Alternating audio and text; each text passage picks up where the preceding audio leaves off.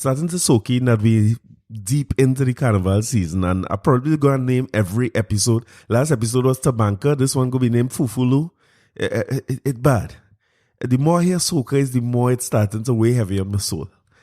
Welcome to the No Carnival Having Corey Shepherd podcast. Glad for everybody who's been listening. Welcome on board to everybody who's listening. Again, you can find us on the Cadence Club. You'll find the episodes on YouTube. Please subscribe, share, like, follow, whatever you think the mutes to say. Also on Apple and Google Podcasts, anywhere podcasts available, Audible, TuneIn Radio, you can find the podcast and subscribe. It'll go a long way. I hope everybody had a great week. We need to find a way to get election wrap up by about 1 o'clock in the afternoon and coverage finished by about 6 o'clock. It's too late for me to stay up to figure out who won the election and who lost on them thing. But let me start with the fetes now. This week, let me start with what fetes we was missing if we was having fetes this weekend. This weekend last year would have been Bishop. Let me talk about the Bishops people first, because Bishops people get wild the other day celebrating the 1000th anniversary. I know wrong with, I don't know, Bishops people get so loving their school all of a sudden. I never hear nobody talk about bishops in this kind of way, but they reached 10,000 years and everybody had to put up a little bishops thing. I mean, I guess not everybody could have go Fatima. But yeah, it would have been Bishops Fete this weekend gone, and Yui Fete would have been this weekend gone, and out in South. So it's just like, I don't know why I'm doing this to myself, but I promise I would do it every weekend, and I stick into it. So I just letting all you know what it would be. Thanks to COVID-19 and Corona is nothing but virtual fetes.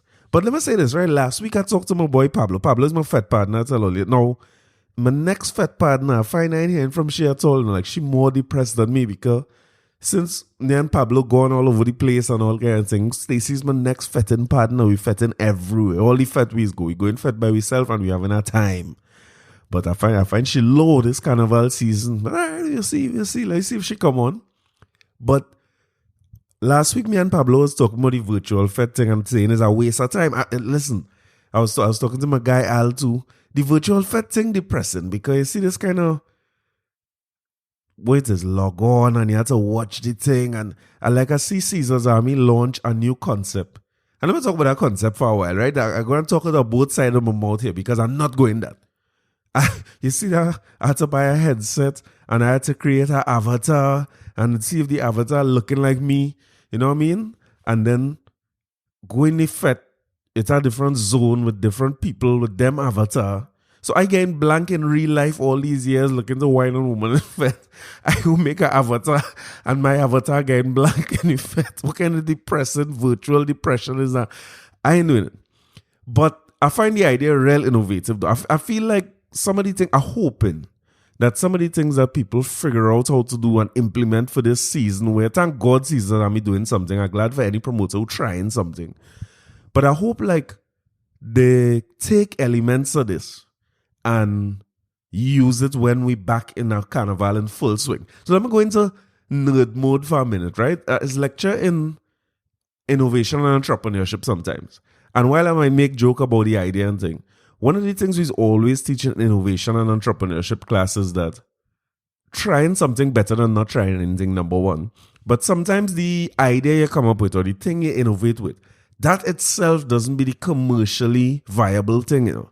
Sometimes that need a little more work, it need applying differently, or it didn't work in your industry, but it work in other industries. So when I hear the idea, my main problem is I'm not making no avatar. Number one, the thing will look like me, because if I had to make an avatar myself, I abs out. I tell people normal. And at 21, 22, I ain't dealing no old age, receding hairline, big belly avatar. Outright. So it's lies going to happen on the avatar. So if I doing that, what if you feel woman doing them avatar? And then what if you feel men who prefer the company of other men. So I whining on a woman avatar in the fete and having a tie whining low.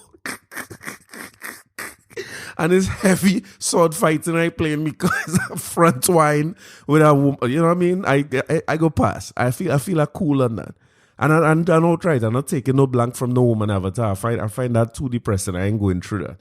But I kind of like the idea that something happening. And I wasn't sure too when I put on the headset now. Because you were saying, you know, you use a VR headset and you're in parties. Now, if upon that VR headset, For me to whine on the avatar, I had to whine too in home. Or I just had to think about whining. I need to understand where they're going with it, because I might have on my VR headset and tell people home here I doing work. You see, I could say we come up with a new product, we have a client meeting, I could say it's a Zoom meeting, a lecturing, we have a thing, you know what I mean? I could come up with some kind of thing. But if people see me whining, because I only ever see people online who using them VR headsets for thing and they fall down or they're fighting for real or they're running from monsters and thing. I might put it on and I just cool in the fete, because most time I go a fete, I looking for by the bar, so I go in by the virtual bar and I go and lean up right there and I my spot. But suppose a little smalls come and, you know what I mean, like the little old boy, well, it's a young boy avatar, but she like, you know what I mean? And I think, and now I had to whine, and so somewhere in between the wine, you had to pelt some little straight truck too. I want to get them kind of problems. And then suppose it's like a duck work. If Scorch come with this now, Carnival Friday is duck work. I ain't work with this VR thing and I whining up people. I know how it go work out. So I might pass on it. But what I like the idea a lot is, like, let me say, fete's back in full swing. Well, 2022 Carnival, 2023, whenever we get a Carnival again. I find like them things could apply to a fete where, imagine all of us going and fete in the paddocks, in the savannah. And there's a VR headset something. And it's taking us to another place. You're seeing everybody and things, so it's no danger like you're running into people and them kind of thing. Everybody, whether it be avatar, where it might be, that might be a vibe too if it's avatar, yes? Come and think about it.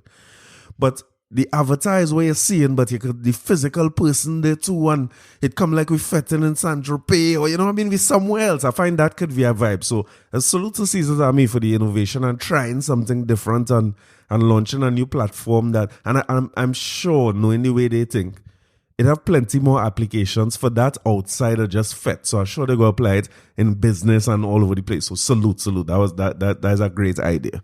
I might not know avatar though, right? But in terms of virtual fetes, they make me eat back all my words this evening. As soon as I say, I ain't going none of them things, and them things is the worst, and I ain't understand where's the point and all that. The people at Black to Blue, salute to Illusions. Illusions figure out something. Because I'm talk about what happened to me during this quarantine time, right? And let me just talk about this first before I get there. There's an app called, what do you think name now, boy? I'm a real old man, you know. I only think I can hang out on these things. First on work. I'm gonna find my phone and see what's the name of the app, boy. I'm not a young man and all. Let it bear with me. I'm up all over the night studying election coverage. Clubhouse. They have an app called Clubhouse, right? I think it's only available to Apple users at this point. But Clubhouse is a vibe. I'm going back to Caesar's Army for a second. Because Clubhouse is like somebody described it to me as a live podcast. I think my guy Sule there was telling me it's like a live podcast. You're just listening into people having conversations about several different topics, local and abroad. And I was thinking even for Jules and the idea about the VR fete, I find there's a kind of vibe for that too. Like a VR version of Clubhouse would be bad, but that's just a random thought, right? Let me get back to Black to Blue. We know Illusions and we know the event Black to Blue. So I didn't pay this no mind, to be honest. When I hear they say Black to Blue coming with some kind of virtual thing, so my guy Kern was telling me, you know what I mean? What they doing, and I was like, yeah, that sounds terrible. But boy, them men figure out something, because number one, I don't think it didn't seem to be live. It seemed to be packaged and put together. And I find that cool too. It don't have to be live, because you know how live this go. Live events have all kind of issues. Like, I don't know if all is still into verses and thing, I like it. So I'm taking Keisha Cole versus Ashanti. When was that? Thursday night? And the thing start more than an hour late, because Keisha Cole was late for whatever reason. I'm trying to find out all how, like, she was late and she was vexed and she was a little spicy and thing. But the verses was good. I like the idea behind the verses. So I keep trying to figure out, well, like, how come more people not doing a versus version kind of thing? You know what I mean? Something where, not necessarily a battle, but a kind of showcase of the artist. And the only people I see do it, or person, is really Kes do it a couple times, where he puts on a show, and the show packaged and it flowing well, and it's something that you could take in even though you're home. Because I'm not sure if people realizing that they had to change the way they're approaching it. Like, you see Caesar's Army come and say, change the way we're approaching it as a whole, scrap it down and think about it and see what we could do from scratch. it kind of makes sense. So let me get for me, I accustomed doing my lecturing, right?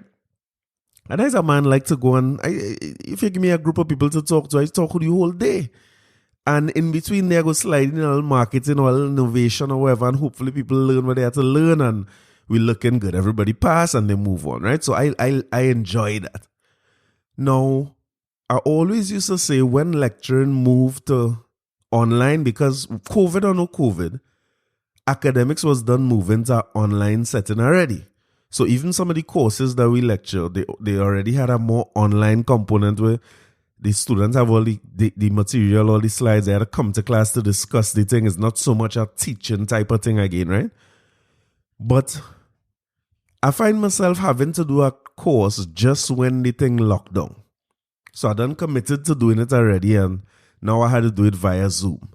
And since then, I've been struggling with this Zoom thing because I'm trying to talk to people in our class and interact and make little joke, and it's just not the same. Jokes don't make so much sense on Zoom now. When everybody muted and you make a joke, how the hell you know if people laugh or not? You can't see nobody's face.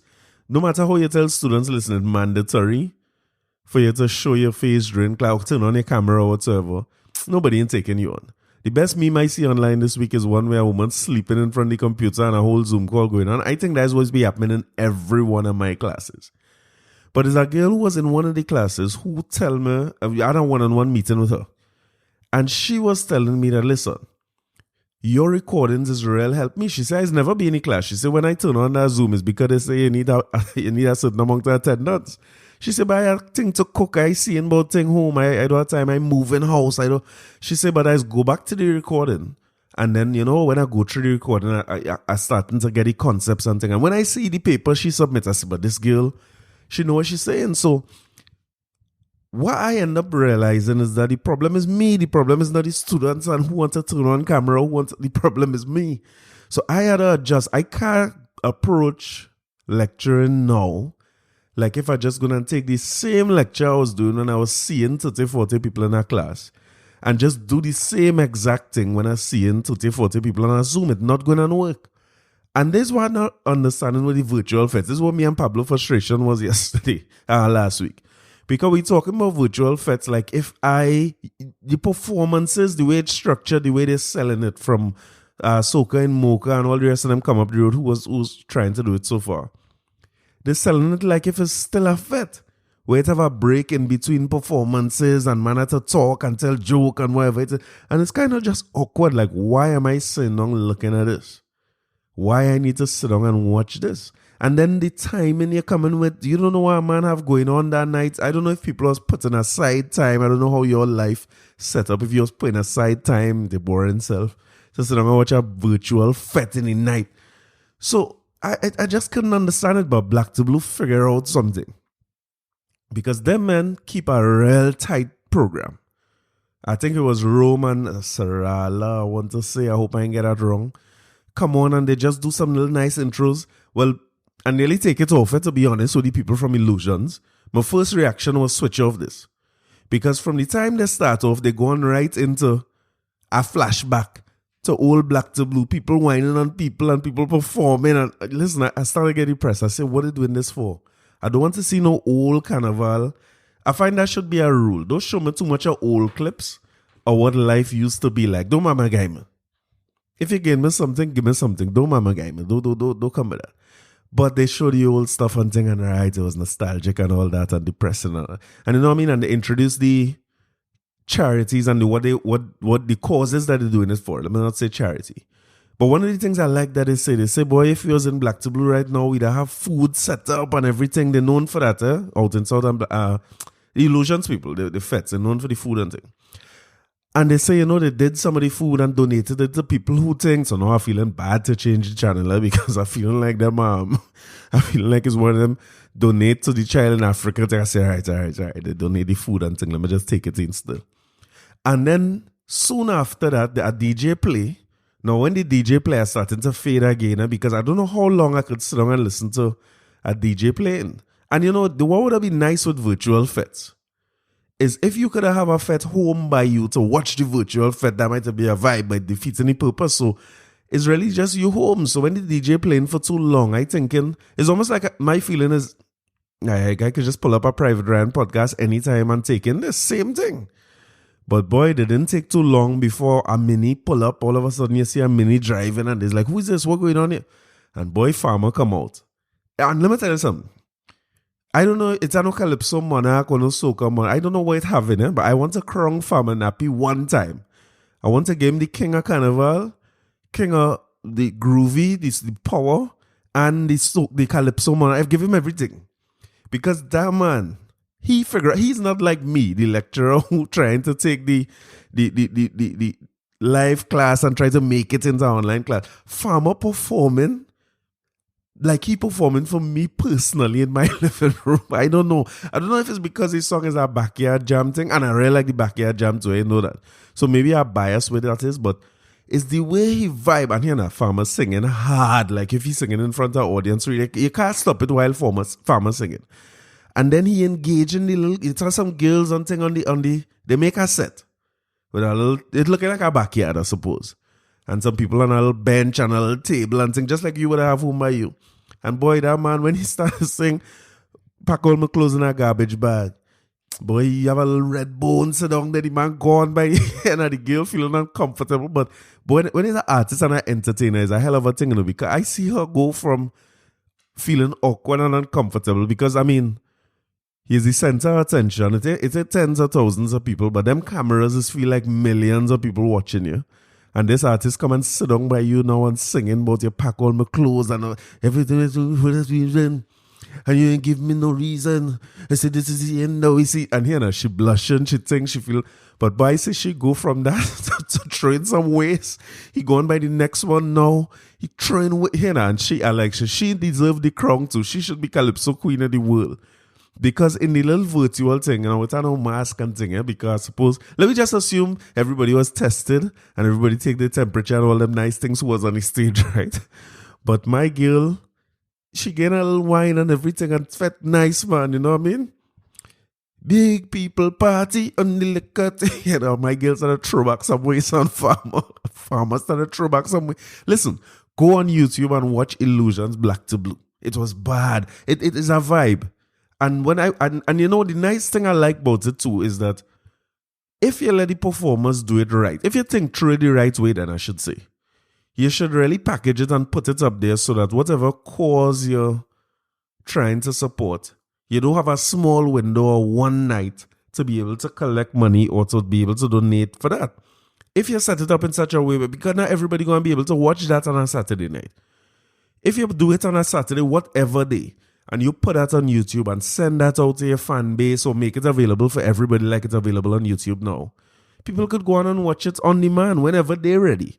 And hopefully whatever link you have or however you're collecting for the charity or the cause you have, people could donate at any time. But let me say you leave it open for the whole carnival season. I feel it's a vibe. And then, I mean, they come back in Chinese and Private Ryan come on and they listen, they go on bad Chinese have a vibe and your Private Ryan have a vibe. And they just had like DJ artists. It was a good vibe. They bring on Voice and Nadia Batson and then Bungie. But something stood out between Farmer and Bungie. And is the veteran, you know. Because, I mean, Voice and Nadia, top tier artists, right? I ain't taking nothing away from them. But I don't know if it's just because of how hard they sing. Voice and Nadia singing, I think, it's the same thing I'm saying about adjusting where you're performing. Because, right, in a carnival season, we understand that you're performing 3-4 events in a weekend. You have to preserve your voice, so you pay plenty of the vocal track behind you. And you don't do a whole lot of singing because you have to preserve your voice for, let me say, 12 weeks of a season. But the reality is that there's a different season. You're performing virtually. The music don't need to be as loud. You have no crowd to sing over. You have no big system to reach people. So I think Nadia and Voice need to lose the back-end track. If I was to select two of the best singers in the whole of Carnival, I would have probably select Voice and Nadia would be up there. Top 5. If you had to say top 5 vocal talent in Carnival, Voice and Nadia Batson easily there. So I don't understand why they're singing with the whole backing track You know, no voice to preserve. It's like one fete a weekend, if that. So lose that. You don't have to sing as hard. I don't think you'll damage your voice as much and deliver your whole song. I think that's where Farmer and Bungie stand out. You watch it for yourself, right? And I would love to hear people's feedback. Because it got a little bit flat when Voice and Nadia come on. And it's not for lack of talent or for lack of big songs or their presence or none of them things. I think it's just they're fighting to sing over their own vocals loud on the track. And it not feeling like a performance. And soca artists do, Caribbean artists maybe, because dancehall is doing plenty too, where they just sing a little piece of the line. You know what I mean? And Voice had a vibe going on that stage because the same people who Farmer had going. Voice went over there with fire, go burn them, and them gains had a chance with burn them. Listen, it was vibes. But once the track dropped now and he's going to sing, so much of his vocals coming through on the track that it come like it's not a live performance. It come like the DJ singing again. Same thing with Nadia. Nadia is big song after big song and featuring plenty songs this year. Like she have a song about blessings. Is the song that making me, I really need to stop saying how depressed I am and listen to Nadia and just count my blessings for a year like this. But so much of the vocals, it drowning out. She not singing like if he have a performer on stage. And it was happening to Bungie to an extent, But Bungie, again, seasoned them and just owed them much, much longer. So Bungie was controlling that DJ. He was like, low, hey, stop, loop it. It's at one point he told him, like, just loop the top of the track. So he could talk anything, and he went through the all houses road, and you know what I mean? It's a real vibe. So salute to Black to Blue. I given Farmer and Bungie, if I make a scale of 1 to 10 in terms of virtual performances, Bungie and Farmer is 9s for me. And I could give Farmer a 9.5 and all, because Farmer's songs build for that kind of virtual thing, boy, because it's so, you could stay home in your living room and shake your whole foot to that, boy. All his songs, all of them. And I was telling my brethren over this weekend that Bungie need to find a way, in my humble opinion, to give you one of them songs every year. Just something simpler where you could just shake your little old foot. Because them songs is last for a long time. If you watch his structure or the songs that we love for years, and they could play 20 years from now for children who don't know what it was like when that song make, you will notice one thing running through all them songs, and it's simplicity. It's simple. So when you hear Audrey, where you get that sugar, darling, there is nothing sweeter. I love to see the way you whine and how you shake. Yeah, your fat behind. It's simple. It's not too much of lyrics for you. If you hear it enough, you remember the song by default, although with all my bad lyrics. You can remember some version of the bad lyrics by default. But Bungie's a man, lyricist and all that. You had to figure out, you had to sit down and listen to Bungie's song and try to learn it. And when you're fetting among plenty people and your head bad, you're never going to figure out what he's saying and all the songs he's singing and them things. And he had a song, to get the examples of the song, like my brother was saying, you see Differentology, you see Big Bad Soca, you see them songs, and Long Banana, Strong Banana. Them is the ones I'm talking about, where it's simple, it's not the most complex. Even in Banana, when he reached in the verse, it started to get something now hard to remember, and you can't, the average person can't sing a verse in that Long Banana. But Fayan had a song on that same rhythm. And listen to how simple it is, No girl can't mash up my structure. Give me the girl with the heavy T, bumper the heavy T. Listen to that verse and you'll understand what I'm talking about. Artists need different types of songs to carry them through. And I just feel like Bungie's a legend, top tier. But when he do that simple thing, he greater than any artist Trinidad ever produced. Because Differentology, when he decides to hold it and do it, he can't be touched, And he built his career on them thing. So the lyricist thing was never far from him in nothing he do. But Bungie built his career on them simple songs. So when you go back to the early days of Give Me the Brass in the chorus, just let's listen back to them tune. He gave a strong hook, simple, And you could fit to the song. He's always end up in the verse going down to the heavy lyrics, but we go take that because last year he had the Merchant song he had sing over. I think it was a newer version of Bionic Man. It's a da, da, da, da, da, da, da. Give me the rhythm. Me know what he's saying, but it was nice. And I only realized that not really late in the season. That was in Soca, so that would be in January. You kind of realize how sweet and this is from outer space. I'm talking about the party. This away from the anti-stush. I hope that was this year. I can't remember. But when he come in that zone, he dangerous one. And the thing about him is, as a performer, he could close any show. He's a great storyteller. When he do the freestyle thing, he carrying you through. So it would be. I see somebody say, what would be nice in a virtual event is like for Bungie to go on IG Live and just take topics from the chat and freestyle. I feel that would be a vibe because, like, literally just before I record this, Beanie Man went live on his Instagram in studio. And listen, that thing was bad. He just had a couple artists in studio with him and I think his daughter too. And they was just delivering some songs. He has some classics with can't miss. And then the other artist was coming with some song. It was nice to get a little inside, like an inside view. So I feel like that's one of the areas too that artists in particular could benefit from, I suppose. And Voice and Penny doing a good job of it because them on live, check them out on Instagram every Thursday. It's be a vibe and they bring different people on. Talk about Major Hype in an episode earlier too. Major Hype, I do plenty of it during quarantine. As a matter of fact, Major Hype used to be live every single night. If he in DJing, he having karaoke, he having calling. Then it went into, after George Floyd, it went into Black Lives, or not so much Black issues, serious topical things. Once or twice a week, he do some song clash online and things. So I find that real opportunities. So you can't force people to do anything. You know what I mean? People and their private life is their private life, but I feel like it's a good opportunity for us to learn a little bit more about the artists. Like, let me use Bungie as an example again. Bad example, but let me say Bungie and Fayan go live from home from time to time. Like, so Fayan is cook plenty. When you see her Instagram, cooking is a big part of what she's doing. And she's real exercise. So she have real dimensions to who she is. It would be nice if during this quarantine period or this non-carnival depression, you could see somebody like her go live, just talking about herself and talking about things. And let me go back to verses.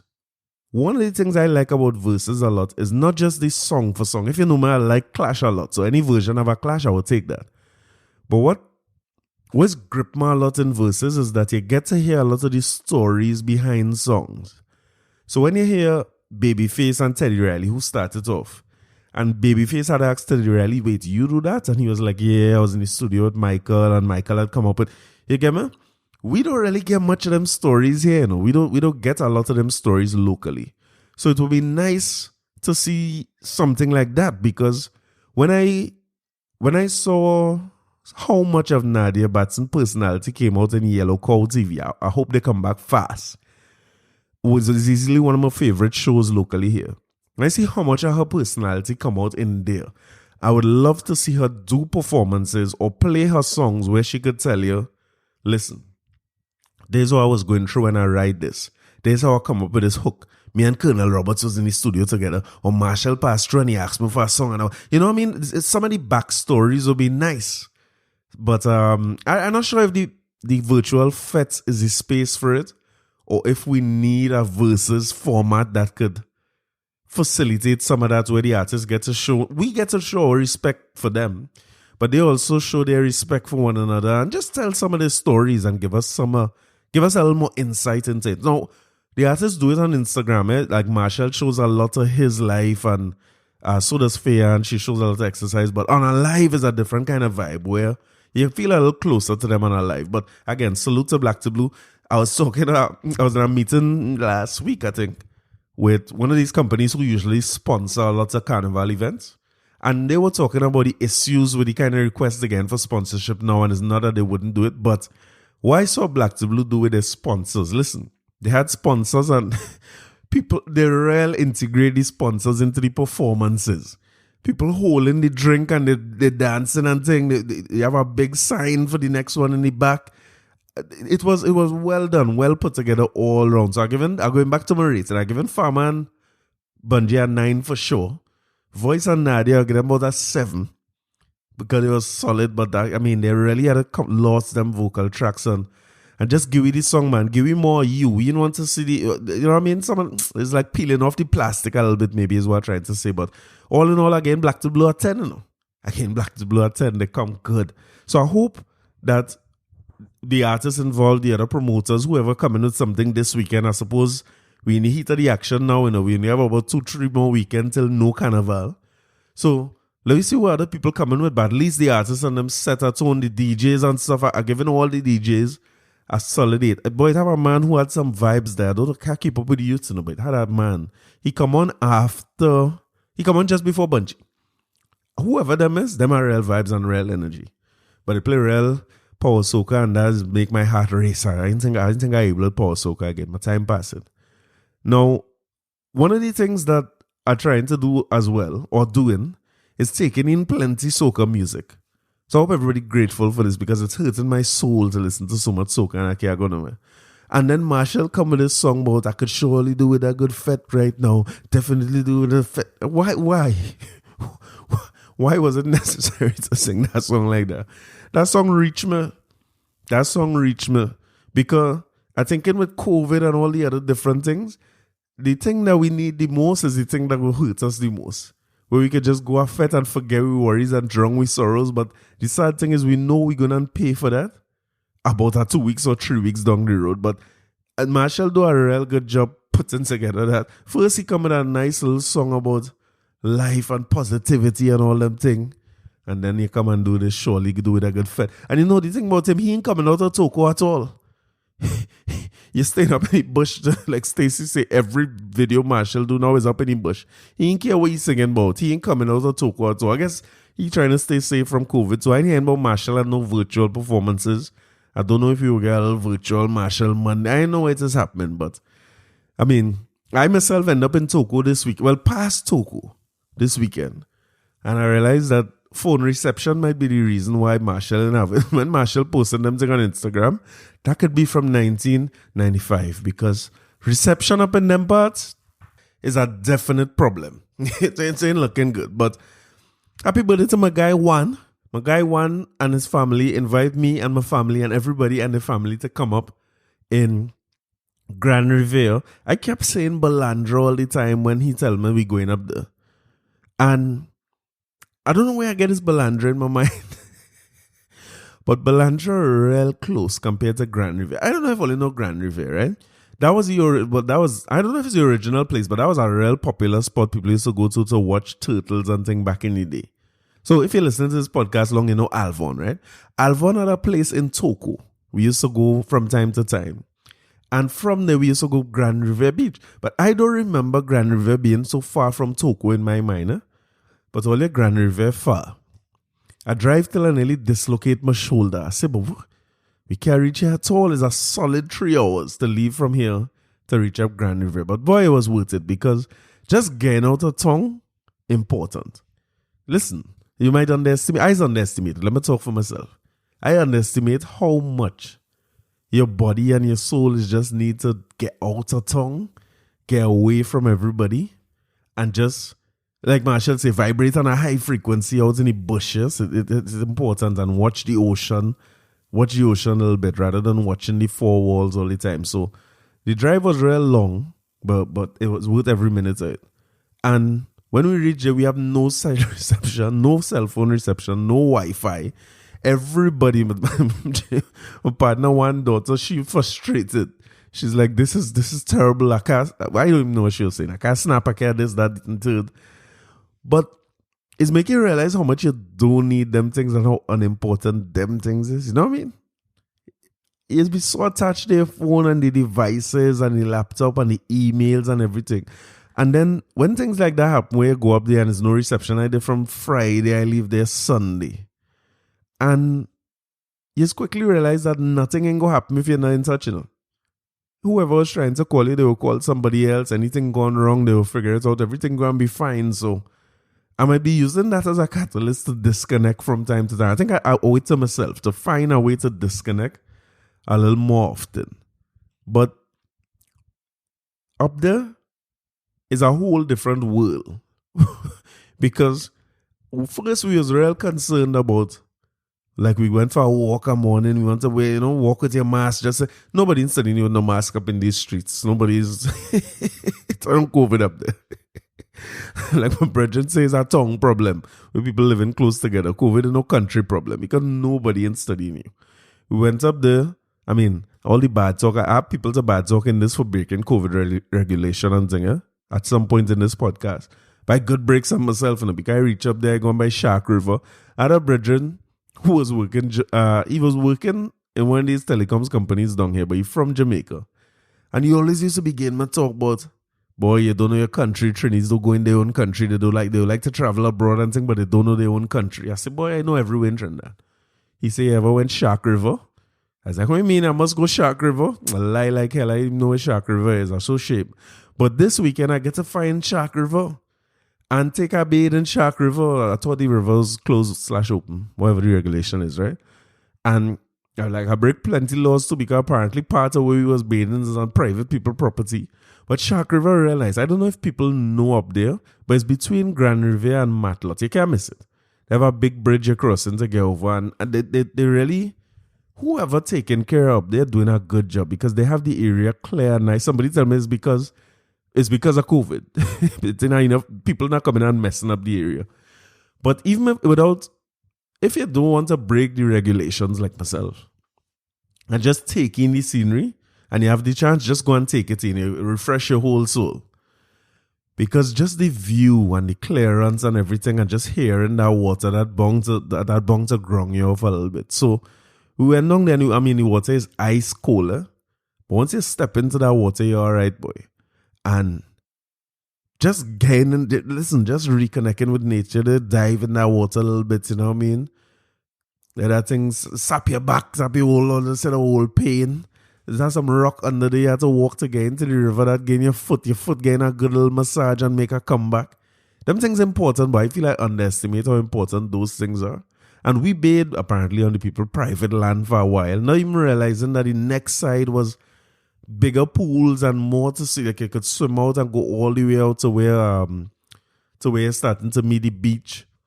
Although with that police thing, every time I think I carried on my stress, but I carried back up because every time my car hit that bridge, I thought it was a police car. I get frightened like hell, and I started studying now. After I didn't get ticket last week, I said, boy, I wonder if this get demerit points for bathing in the river when you're not supposed to be bathing in the mirror. I might have to travel out with the people in Grand Riviere. But it was good. It was really a good weekend. I got a chance to drive up to Matlot.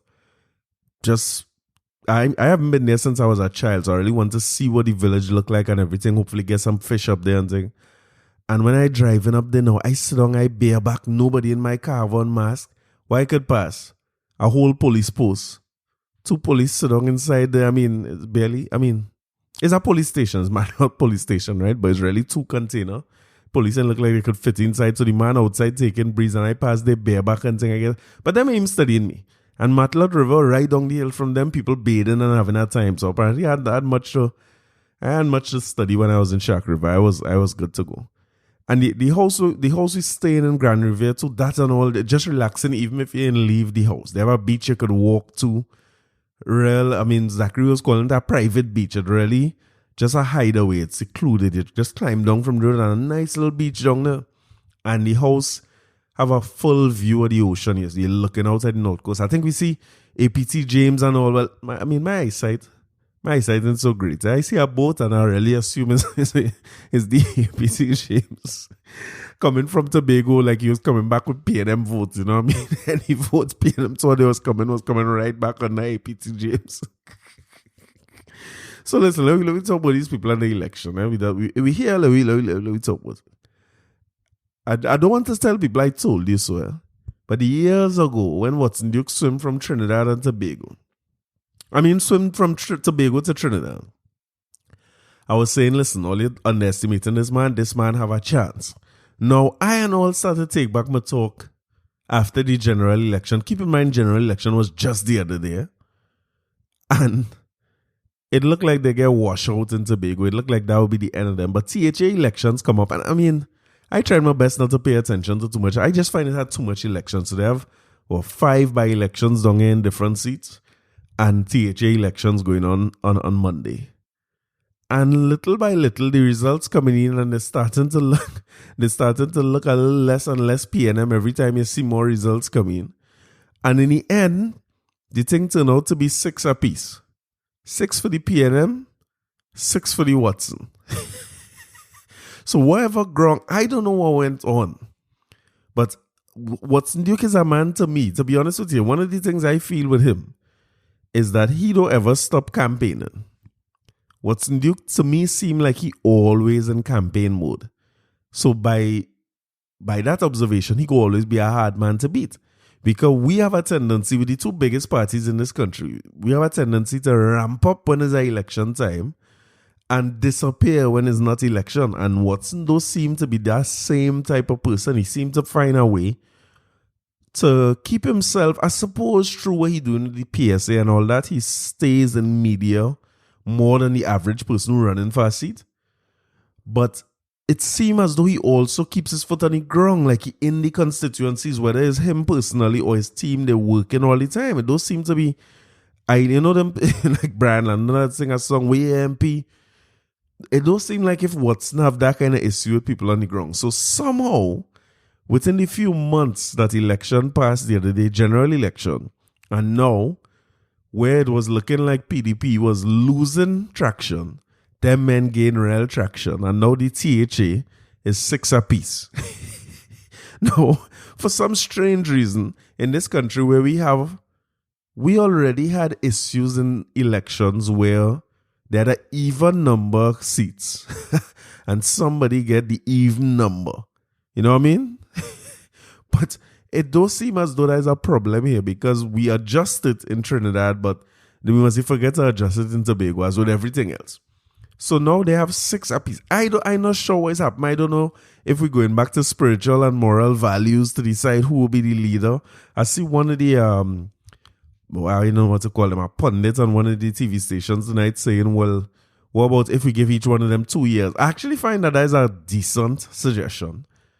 I don't know how you're deciding who go first. That's the problem in Trinidad. If you give each one of them 2 years, which I feel is fair, more than likely they go say, well, we have to go to election to see who go first and who goes second, in this country. But I find it's a decent little suggestion to split up the time, but I'm not sure what's going to happen now when it's just 6 apiece. I think all the results, up to the time I'm recording this podcast, all the results still unofficial. So we had to wait to hear what is actually going on. They're saying in the by-elections, UNC win 3, PNM win 2. But the way UNC was supported, it was celebrating. It looked like they went out THA too because I saw on, what was that, TV6? No, this is the worst coverage I have seen in my long-legged life. They had Marlon Hopkinson and Urvashti Tiwari Rupnarayan. I don't think it's about time I get a girl name right. At one point in life, I'm going to get her name right. And it's not deliberate, I'm making fun of the girl. I know it's Urvashti for sure. They were in studio and trying to manage a Zoom with warring factions. And the most PNM Tobagonian you've ever seen in your life is on the call. Martin George, I'm not sure who he was representing, if he was there. It seemed as though he just come to talk for Tobago. He's supposed to be the neutral. And then you have Surud Rambachan and Kirk Mehu. Now, I have never seen Mehu look so excited. But, it's the funniest thing I've seen. I don't know where they pulled together that group of people. And, funny enough, this morning in my depression, I was watching this Monday morning, right? I was trying to catch up on all the internet access I missed over the weekend. And taking in the fact that Tom Brady leave the Patriots and has gone right back to the Super Bowl. I was saying for a long time that what we need to do is get rid of Tom Brady 5-6 years ago. Let him go wherever and win how much ever trophies he wants. And build back the Patriots team from scratch because that is where we're starting from. Because Cam Newton not reading the playbook. He don't know the playbook. He having real problems. But now we let Brady at 45 years old. Brady's at least 50, 55 years old. And that man gone with a squad who have real, and people is something else. People saying that he go on Tampa Bay and Tampa Bay have so much weapons and that's why he wouldn't. Dude, most of Tampa Bay side was there last year and them men win about 6 games. But Brady go on there and looking like a general, making real mistakes and things still, but he go on there. And Mahomes, as a youth man, become one of the few quarterbacks to ever make it a Super Bowl back-to-back. And then Brady become the only man to ever have to play a Super Bowl in his hometown because it's in Tampa they playing. So it's a home game for him, the only home game he have because the season wasn't that great. So I don't know. I'll go and watch the Super Bowl and take on. But I can't really back Brady, to be honest. I can't back nobody else but the Patriots. So I'm going in as a neutral. But it could be interesting to see what he do. But anyway, I'm talking about that because I watched not Mike and Mike. The new name of the show is Get Up with Michael Greenberg. And I was watching him this morning, coincidentally. And I was like, these men are real good. I always like Mike and Mike in the morning from back in the day. Again, they might be one of the people who are one of the reasons why you had to hear me talk for an hour and something from time to time. Because I really like how Mike and Mike used to handle sports with a little bit of their personality, talking the sports and thing and giving a lighter side of it and both real informed there, but they always keep it light enough for the casual fan to enjoy the show and really enjoy both of them. So I was watching Greeny this morning, controlling a panel with about 6 people. All of it is virtual. I think they might have had 2 of them in studio, but everybody else is virtual. And I'm trying to say, boy, look at personalities you have here. All of them want to talk at the same time. All of them have different opinions. Everybody wants FaceTime to promote their own shows or their own profile and all that. And he, as he was with Mike and Mike, one thing that I admired about him was how he used to leave, I forget what it's called in media, cliffhangers. So at the end of every segment, he would say something that hook you. So that you don't want to change the channel. You want to come back and hear what he had to say about that. And I mean, to do that so consistently for so much years is amazing. I don't know how he planned those things out or if he was thinking of those things as he go along, it was amazing. But after looking at that and marveling at how he managing this different time people talk by interjecting, letting people respond, deciding who, if somebody too quiet, he asks them a question, I can throw something up for them. So going to see this coverage on this thing here last night or Monday night on this thing, it's sad. Because Marlon Hopkinson have about 6-7 people on a Zoom, 2 of which really just want to make fun of everybody else. Because Kirk Mehu in particular, like a big cheering, really just trying to make fun. And he said, well, they blamed COVID and now there's no COVID and this is why it's like, boy, talk normal. Well, I guess that is normal. But, and Marlon Hopkinson's consistently just throwing out questions to the whole group instead of saying, well, Suruj, what do you think about so? All right, let me give Martin a chance to respond to that. Let me give PNM till dead a chance. He ain't really balancing it and throwing it around and making, let's hear what all of them had to say. He just asking questions. Like if somebody's standing up in front of him, of course, is everybody on Zoom. So you have a long pause after you ask a question and all here, everybody trying to talk at the same time for most of the time. And they do that until pretty much time run out or news come in there to cut back away. It was terrible. I don't know when we're going to start to get election coverage. It seems as though nobody's planning out election coverage. Like, maybe they should call the people from Black to Blue, call Illusions. And maybe Illusions could help all to realize that, number one, every election is have coverage after. That's number one. Let me start there, right? Also, the election date set long time. So maybe we could plan in advance what we're going to do.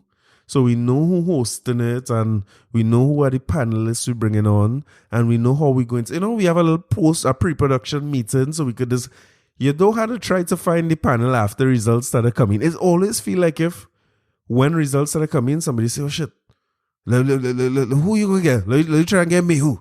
You know what I mean? It seems so so much patchwork. I don't know.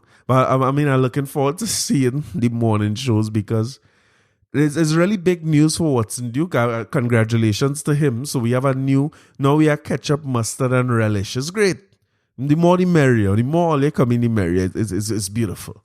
So congratulations to him. He make some traction. Congratulations to the three folks from UNC who win the council by elections, whatever you call that, and the two PNM people who win. Congratulations to you all too. But I can't wait because I try my best to hear Watson speak before I come and start the record here, but I ain't hear him for the night.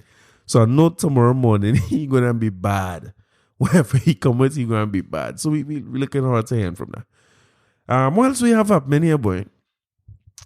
I saw over the weekend, well, I guess when I come back into town and get some reception, one of the first thing I start seeing is more zest. Well, I don't know if to call it zesting or western now. I'm not sure. They said a club in One Woodbrook Place was raided, and how much people? 75 people get charged and arrested, including the club owners and everything. Again, so salute to Gary and the team. Although, it's so funny. When every time you try to give them credit for doing some good, I feel like not to talk about that, just give them the credit, but I don't talk about it. Them men make a release saying, well, this is the second time we catch them because we went back the day before, but we didn't block the back door. So they run out the back door and I say, but what we in here? What we playing tiddlywinks or football?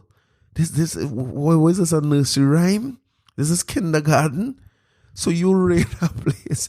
You see, these police have no intention to do certain people certain thing in this country. Because if you know Residence Club in One Woodbrook Place, you think about Residence from anybody who's been there. Residence is a little club. Residence is a small place. So you telling me they effectively raid a whole zest in Freeport.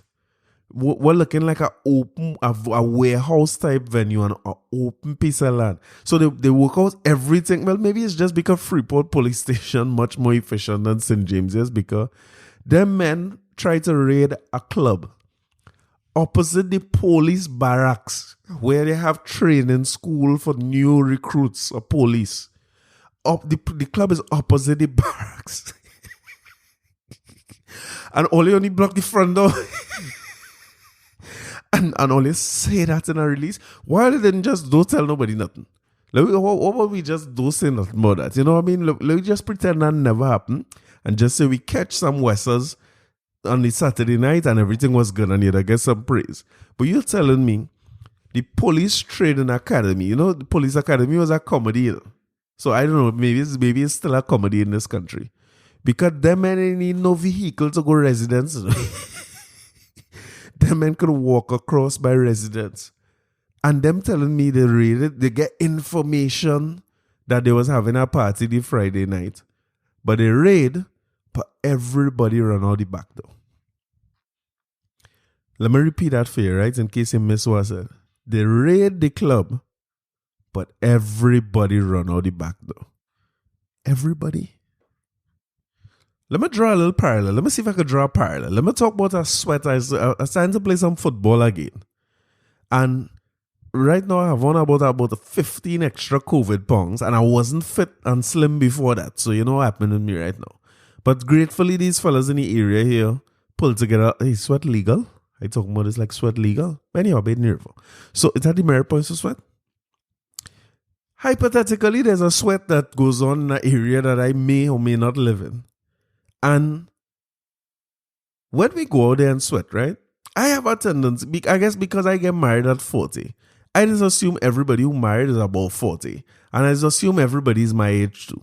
Well, I'm wrong about that. Because some of the men in this sweat is 20-something. They have a couple of teenagers in the sweat too. And most of the men in the early 30s, I see old boy in the sweat. I have me and a few old boys. Now, anybody who ever sweat with me before know how it work. I going up by the opposing goal and I'm never going by my goal. I am not running back and forth. I can't do that back and forth thing. If I run back and forth, I'm no use to nobody. So what you're going to have to do is find me and maybe about every other ball I will trap clean and take properly. and I will probably score whenever I sweat it. My likelihood of scoring is high. But for me to keep that likelihood high, you have to find me. Because I'm not coming for no ball. I'm not making no extravagant runs. I'm not fooling nobody or nothing. But I'm going to be around the goal in an area where you could find me, and I'm probably going to tap home or make something happen. And every 10th sweat or so, I will do something spectacular. It's going to look good. It's going to be the greatest thing ever. Well, my 40-year-old greatest thing ever, right? I will talk about it like it's the greatest thing ever. You will get that. That is me. So when these fellas are wrong here now, starting to realize who I am, because in the earlys when I used to go and say, men say, boy, you come to sweat, you ain't taking a run, you ain't running back in. Men give up, right? Men is just basically do exactly as I said. If I'm free and I think and I don't, the men go find me and I go tap home. And I will throw in most, but I will score a few and hopefully we will go in. What the hell is the moral of that story? It didn't have nobody like me in residence who can run. They raid residents and they run in the front door and everybody run out the back door or they lie. So it had no quarry in the residence because I can tell you, anytime police raid anywhere, it's just like sweat for me. I'm not bothering to run. I know me. When I go and sweat, you have to find me. So when it comes to police, I might hide my face. The most I will try and do is hide my face if they're running up. Because where I running going? So that I will be out of breath in the holding cell? I'm not running nowhere. So you're telling me everybody in residence was faster and fitter than the police. So them could have run out of. All right, okay, cool. I believe you. So they went back Saturday and catch all 75. Now, I don't know if it's the same people who was partying the night before, but my first question when I see the article is, why did they charge these club owners? And it was the same thing I was asking about the person in Freeport, if I remember. But why don't charge the club owners? Because how will you go have a party? I try to understand what is your reasoning. You had a party, you had a near miss the Friday night. They come in and everybody run out. Bartender, everybody. And the owners didn't get charged. So all they can't find out who is the owners of the venue or nothing, right? Everybody run. The owners run, the lease run, the deed run, the rental agreement, everything run. But all they went back the next night because it's diligent police. And Gary said, I called them myself and I set up the operation because as the commissioner, it's your responsibility to let people know that if they have a back door that they run through last night, maybe we'll secure that. And listen, they pour these releases like they want some kind of commendation. So let me give them the commendation. They secure both doors just in case people run out the back. And when they run out the back now, police waiting for them there and everybody get hold. They rungs up everybody. And just like the Zessers, the Westers were made to lie down. Only don't complain again. They make the Westers lie down and they make them sit down on the ground and everything. But it just so happened that the person who take the picture, the police who take the picture, he was still running. So it come out blurry now. So you can't see nobody's face. And it had no video because, of course, people running, people was out of breath. They had to secure 2 doors and all that, you know what I mean? And I don't know what happened from there. I suppose they just handcuff everybody and walk them single file back over to the police barracks or down the main road to the police, St. James police station. But we didn't see nobody face. We didn't see no videos of nothing. Nobody was made to apologize. No sorry, Gary. The names of the club owners were not published, and I have not seen it. If you see it, tell me. I could be wrong, but I ain't seen nothing like that. But they say that everybody was charged, and the club owners were charged as well. I'm happy to hear that. No, but the Friday versus Saturday thing is the thing where I'm having a little bit of difficulty. Like, if you see the people in the venue, isn't that enough to charge? You know what the ticket I get last week say? I was operating the vehicle in a way that led me to believe that he was using a mobile device. And she gave me that ticket because they pull up they drive alongside me on the highway and they realize my phone down low in my hand. So it had no reason to believe when you see people running out the venue. Only they had no reason to believe you needed to catch them red-handed and put them to sit down. And I'm not sure the club owners was there or they went and find them. Or maybe they don't work on a Friday. I didn't think of that. The club owners don't really work on a Friday. It's a general thing, club owners tend not to work on a Friday, but on a Saturday, they're working. So you went and you find them and things. So I want to know who is these club owners who are so much belly that you had a near miss. Police run by the front door, or they run out the back door. And then the next, all they cancel it. All they say, well, tomorrow night party. Forget that. Because police, they're on to we, they're raiding we. Because I hear they're having party by residents right through. That's why I hear. I selling it or I buy it.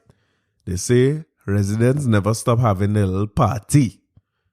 But I don't know who's friend and who's not Gary and who's saying and who's friend and I mean I'm lying together and so on. But I don't know. But I hear they're having party right through. But you never realize Gary say if you're having parties at your private residence, the police can really charge you. So that is their private residence. You know what I mean? That's why that was why the name of residence. Remember the name change? That man must see the rat, smell the rat and say, you know what? If we name the place residence and this is our private residence, we can have any amount of fete we want. But I want to know how much belly you have where near Miss Friday. What it is? The people wanted back the deposit from Friday. So you say, here, what? Let me just do it Saturday. I can't get you back the deposit. I don't know. Mystery to me. But whatever it is, salute to the police and thanks for locking up 75 Wessels. Let me hear what come of it. Because I suspect not much going to come of it because the reality is that not much came of any of the arrests that they made in any of the parties, whether it be Wessa, Zesso, or in between. Not much came of it. They charge people and them taking the right ticket. I see an article in the papers over the weekend saying that the legislation for ticketing people for COVID-related offenses like mask wearing, either incomplete or insufficient to charge people, so the charge is not holding up. Or was it that they said that, for instance, there's no infrastructure in place to receive the payment for those tickets?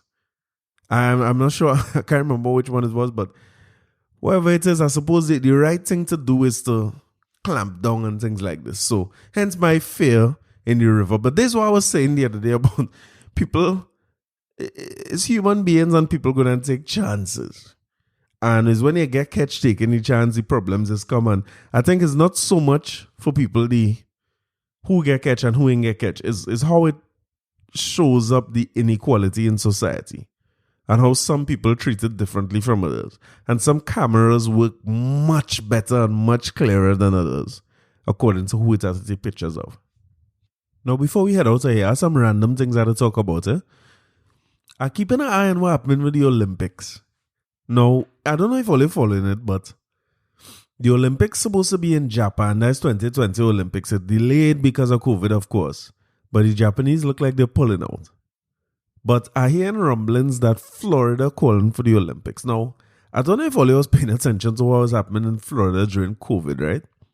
But Florida, in the States, and Atlanta seem to be two places that already live in a post-COVID life. So I'm hoping that the people who are organizing the Olympics are very careful about moving those Olympics to the States and particularly in Florida. I mean, I would like to see the Olympics come off. The Olympics is a special thing to me. I always say that at some point, I want to be able to go to our Olympics. I was fortunate enough to go to a World Cup when Trinidad qualified, but I want to be able to go to our Olympics. I find the vibe of being there, supporting your country, that's something that irreplaceable. I can't describe to you what that feeling is like being a Trinidad supporter, especially walking around there after we draw that first game with Sweden. It's a vibe. It's a vibe. And it's real hard to describe. So for that, I want to go to the Olympics. I can't imagine what it was like for Trinis, who was there when Keshawn threw that winning throw. Or even if you wasn't in the stadium, once you're around it and the vibe is there, everybody wants to know who is you. At Trini, you just like a player on the field. There's a whole camaraderie off the field and in the streets and the restaurants and everything. And for Hazley Crawford win as well as all the Olympians who had in between. And Atto might have been our most popular Olympian. So I'm hoping that people, especially because I'm hoping people get a chance to go. Because one of the things we might miss is that as an Olympian, right, you have a small window. So in some sports, like in the track and field, maybe you have about 3 Olympics in here. But in gymnastics, sometimes it's 1, you know what I mean? So it means that anybody who is at the right age where they would be representing their country if it's cancelled fully and the next Olympics is 2024, they could miss their opportunity all altogether, and that would really be sad because the amount of work they put in and the training that they do to get to that point is, it would be nice just to be able to showcase them in some way. So if the Olympics happen in some kind of bubble where, and it gives us, is one of them things where it's the same thing I was talking about with the artists, the Olympics is like a little stress relief. If you have a month of activities, you can watch different sports, something to look forward to. You remember how CPL kind of lift the heaviness of the thing a little bit? I don't know if all you felt the same way, like if you're into sports that much, but it lift the heaviness of it. Same thing with, well, I don't know if my heaviness lifted now, boy, because Chelsea can't win a game to save their life. They now fire Lampard. I know who they're bringing back. Every 2 years, Chelsea good to fire their manager. I know who they're going to get back to replace Lampard as manager now. And Man U people get voice. All of a sudden, them is the loudest people. The worst thing it have is when Man U people winning. Or Liverpool. Both of them is the same damn thing. Neither of them don't keep quiet. But with the Olympics is a difference when you're supporting. For me, I like my club. I support Chelsea. I support the Patriots. I'm going to get all on my side. As a Chelsea man, a Patriots man, and a Pistons man. But nothing more important to me than Soca Warriors and our local team and our Olympians and things. I like that more than anything else. So hoping that we have, I'm not sure what's the state of our athletes and their training and all that now, but I'm pretty sure if we put on our Olympics, we will send a team, and at least there's a little side we could back and let's ease up the heaviness of this whole situation. Everybody could take that in over the next. Well, I don't know when the plans to start. I'm going to check that because whenever it is, it's usually about 3 to 4 weeks of activities. So it'll be nice to see them sports, boy. Do the little marathon, whatever the things are that they could do. I'm not sure they will be able to do all the events, but at least do the ones that you could do. And I also saw that despite all the thing that happened the other day, with Trinidad getting pretty much removed as a FIFA member and all that, now, all of a sudden, we have I don't know if to call it a fete match because it's not an official FIFA sanctioned game. It's not happening during an international break. So I don't know where this come from all of a sudden. Trinidad football is a real funny place, I mean, salute to my guy Barney and Birdie on their launch of their podcast as well. Check them out on Wired868.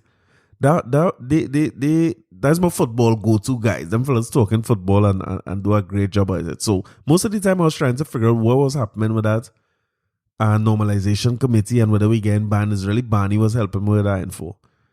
And to go from being banned 1 minute to the next minute you have a friendly against the state. When I thinking back to how difficult it was for Trinidad to get friendly matches. I remember Stephen Hart. What the man name was Stephen Hart? I always get his name wrong. I know it's Joe Hart, Kevin Hart, Stephen Hart, or Calder Hart. One of the above. Who was Trinidad coach. He used to be complaining about the quality of friendlies that we get. And we're not getting strong enough teams to play as friendlies, and we're not traveling enough. I remember him talking about that. So it's so strange now. Fenwick is the coach. I ain't hear nothing about Trinidad football in a long time. Nothing positive. Because all he was hearing about is getting banned and all that. And now all of a sudden we have a game to play against the States Mountain here. It's not an international break. Keep that in mind. So neither team, well, the USA not going to have their top tier players. Assuming Pulisic and them can't be there. Not that they're doing anything for Chelsea at the moment. But I was going to say Trinidad top players not going to be there either. But well, maybe Molino. And yeah, I guess we have plenty of players in international league, so I shouldn't say that. Most of our international players not likely to be there as well, but eager to see who we put out and if it's a youth squad. And we start to see some talent coming out of this squad. We have a real good opportunity to make the next few World Cups. Well, at least the one there in the States and Mexico and Canada, because the States and Mexico and Canada don't need to qualify. So we will be going into the Hex with a bunch of side that looking like we. The only side that might be an automatic qualifier in there is Costa Rica, will be the strongest side. Outside of that, everybody had to play for their money in that thing. And we're supposed to, by that time, have more teams going into the World Cup too. So we might have 4.5 rather than 3.5 spots or something like that, I was hearing. So we have a real good opportunity between now and 2020. When is the next one? 2026. We have a real good opportunity to be able to represent in the World Cup and go there, and it's right in the States. Well, the games will be played on that continent, the American continent, Canada, Mexico, USA. You have an opportunity to travel and go there and see our side player. I hope that by then COVID had to be done with and we have a vaccine that curing everything. I want the vaccine to cure thing to come to all the COVIDs. Whatever numbers all they could put behind COVID, I hope the vaccine sorting that out. But I'm eager to see that. So by next week, maybe I could be talking a little bit about Trinidad beating USA. Whenever we beat them is a good thing. I remember when we kicked them out of the World Cup the other day, I was there in Vancouver to take that in. So I'll be in front of my TV to take in this one too. And let the sports, if we can't get the music making me feel it's a fet and reminding me that it have no fet. So I'm going to depend fully on the sports and see how much sports could give us a break through this thing. So we'll keep an eye on the Olympic story and hope for the best way Trinidad playing. And not hope for the best, we're going to beat them up. Now, on the local front, I'm leaving you with a little content to take in, right? Salute. Now, a few things. I remember I told you all about Whitney Husbands and her podcast.